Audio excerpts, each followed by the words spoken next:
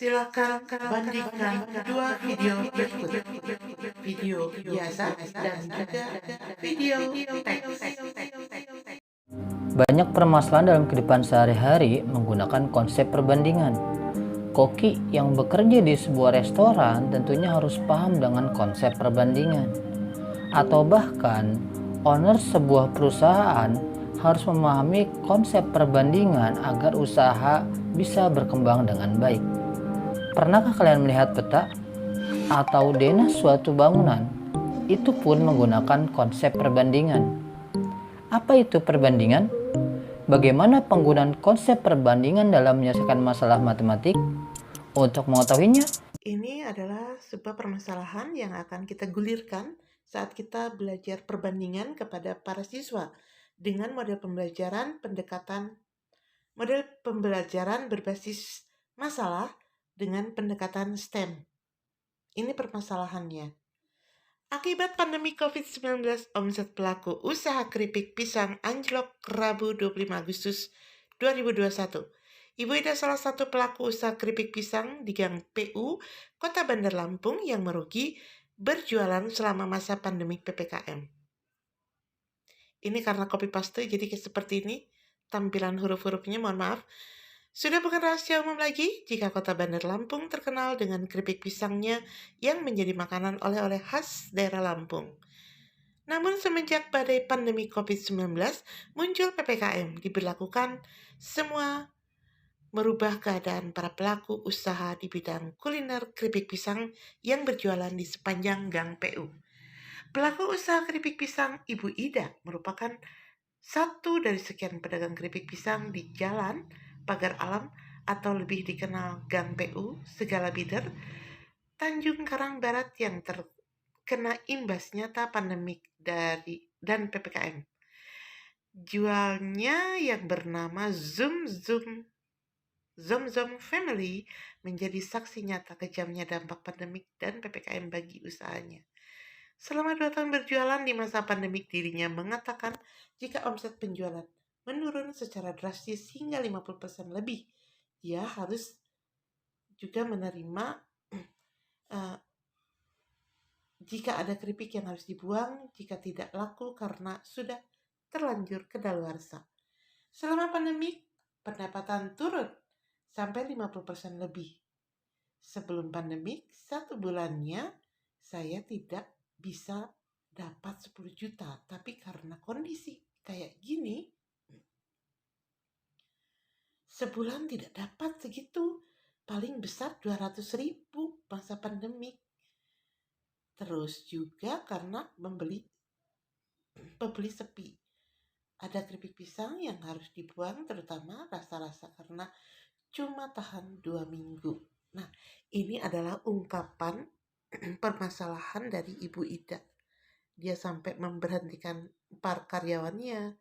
Kemudian juga ada permasalahan dari seorang yang lainnya juga di sini, yaitu Pak Anwar. Dia juga mengalami kerugian, ya.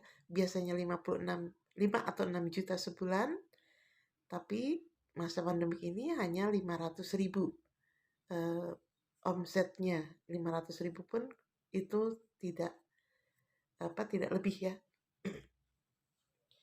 Nah, siswa diberikan sebuah permasalahan, tentunya siswa membaca.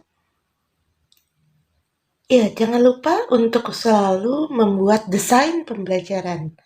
Desain pembelajarannya ada bantuan guru dan juga aktivitas siswa.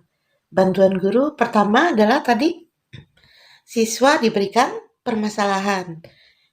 Kemudian aktivitas siswa atau prediksi respon siswa seperti apa? Siswa membaca permasalahan tersebut dan mendiskusikan. Seperti itu. Kemudian nanti di sini guru memberikan stimulus. Apa yang akan kamu kerjakan, apa yang akan kamu buat supaya nanti kamu bisa memproduksi pisang itu akan lebih banyak. Nah, di sini kan siswa, saya akan membuat, kelompok kami akan membuat sebuah prototype dari atau project dari mesin, ya, dari mesin yang bisa memotong pisang lebih banyak. Seperti itu stimulusnya. Nanti di sini guru bertanya, berapakah perbandingan ketika menggunakan mesin manual dan menggunakan mesin yang sudah dibuat dengan teknologi. Buat perbandingannya. Silakan buat perbandingannya. Kemudian hasilnya atau produksinya berapa bungkus. Silakan bandingkan. Nanti siswa di sini dalam presentasinya juga akan membandingkan. Seperti itu. Terlepas dari ini semua, template yang sudah diberikan, silakan yang lainnya diisi saja. Hanya ini mungkin yang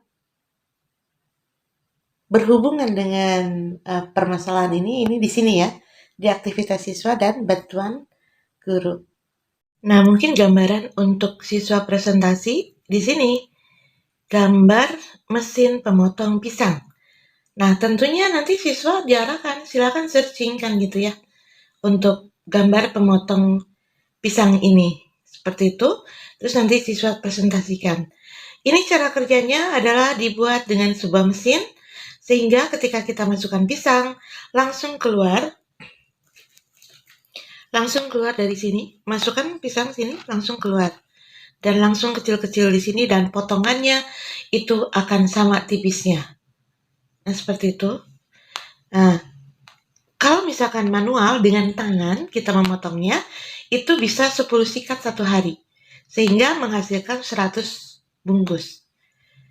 Jadi kalau misalkan pakai mesin, itu bisa mencapai 100 sikat sehari dan dapat menghasilkan 1000 bungkus sehari.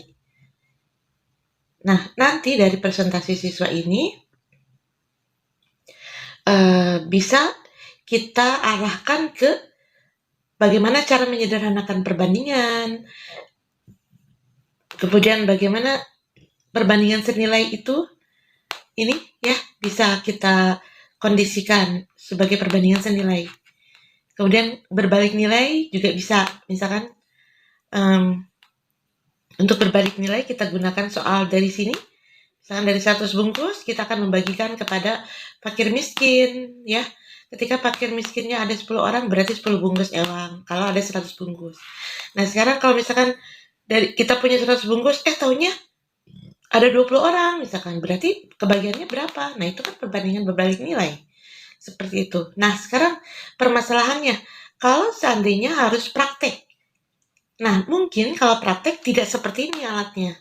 Bisa aja kita bikin yang sederhana, berbentuk box begitu. Ya, alat sederhana berbentuk box untuk alat pemotong pisang. Misalkan kayak gini ya. Nah, di sini bisa uji cobanya dengan kemiringan silat yang ada di sini. Cutter ya, kita gunakan cutter misalkan.